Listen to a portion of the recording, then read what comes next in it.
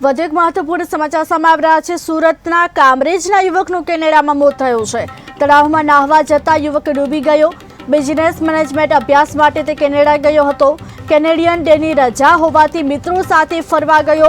પાણીમાં ડૂબી જવાથી જસ પટેલ નામના વ્યક્તિનું કરુણ મોત થયું છે। મૃતદેહ વતન લવાતા આખું ગામ હિબકે ચડ્યું છે। મૃતદેહને હાલ વતન લાવવામાં આવ્યો છે। મૃતદેહ વતન લવાતા આખું ગામ હિબકે ચડ્યું। પાણીમાં ડૂબી જવાથી જસ પટેલનું કરુણ મૃત્યુ થયું છે। કેનેડિયન ડેની રજા હોવાથી મિત્રો સાથે ફરવા ગયો હતો। બિઝનેસ મેનેજમેન્ટ અભ્યાસ માટે તે કેનેડા ગયો હતો અને યુવકનું કેનેડામાં મોત થયું છે। તળાવમાં નહાવા જતા યુવક ડૂબી ગયો હતો ત્યારે સમગ્ર ઘટનામાં સુરતના કામરેજના યુવકનું કેનેડામાં મૃત્યુ થયું છે। કેનેડિયન ડેની રજા હોવાથી મિત્રો સાથે ફરવા ગયો હતો જ્યાં પાણીમાં ડૂબી જવાથી જસ પટેલનું કરુણ મૃત્યુ થયું છે।